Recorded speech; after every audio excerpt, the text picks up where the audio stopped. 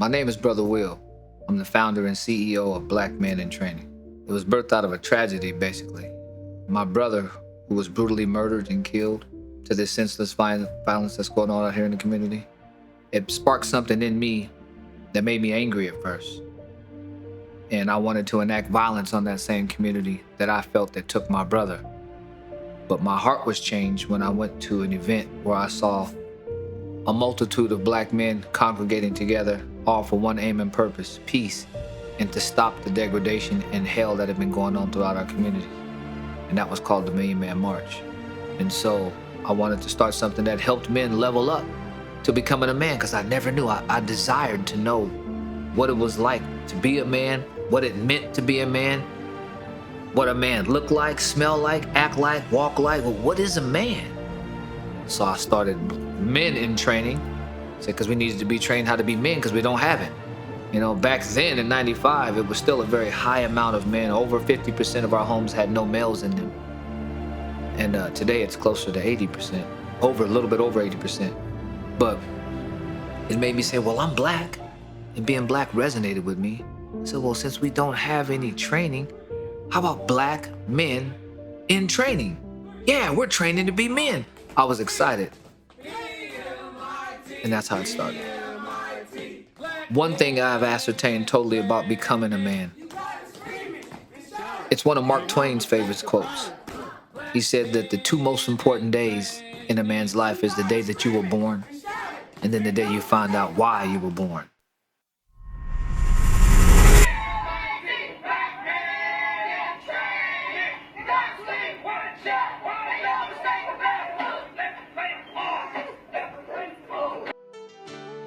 My name is Brother Nolan. I am the executive director, and what I do for BMIT is a whole lot. I like to be behind the scenes, but I'm also out front, and I help to organize and keep the sustainability of BMIT going. Discipline and respect. We're big on that. Those are the number two things that we deal when we come in here, discipline and respect. Everyone must respect each other, and we got to have discipline. They can learn about their purpose. We know that the most important 2 days of your life, the day you was born and the day you find out why. So we help them to step into their purpose or figure out what their purpose could be. They're gonna see a brotherhood. They're gonna build a brotherhood to where some of these young men don't have siblings, or they don't have that positive brotherhood around them. Now they're seeing something completely different other than what's been televised or put on social media or what people talk about. And when they come here, they're gonna see love. They're going to see and feel a sense of deep love coming from men to young men, and where some of them don't have fathers in their lives. Some of them have never heard a man tell them they love them. So when they come into these doors, and once we all meet each other, they start to build with one another, that's what they feel and see. What makes me excited is the results, to see what happens, to see what these kids take and where they go with it. My name is Jamari Malley. I'm the program coordinator at Black Men in Training. Right now, I'm most excited about BMIT Voices. BMIT Voices will be the catalyst for all of the different avenues of social media, identity and presence on the digital spectrum. It'll bring us all of that, from podcastings to interviews to sporting events, our own BMIT events, what we're doing in the community, and day-to-day workshops and activities. We can capture those and then, put it out there. The goal of BMIT is to, now you can create your own narrative opposed to a narrative that's been created for you. Now you can go on and see what you've came from and give back in some other, aspect. If we help them with their goals and just their ambition, we want them just to be the best they can be, live in their purpose. So some of the biggest challenges was that we didn't have a location. So before this location, we got this location in 2023. Before this, we were pretty much nomadic. And we are very grateful to the organizations or the churches or places that allowed us to use their facilities to run our class. But we always ran into little bumps, hiccups. We had to be so nomadic, we lost a lot of youth because some parents actually lost faith in us because there's no class this week. There's no class this week. Class has been canceled, or we have to go to a different location.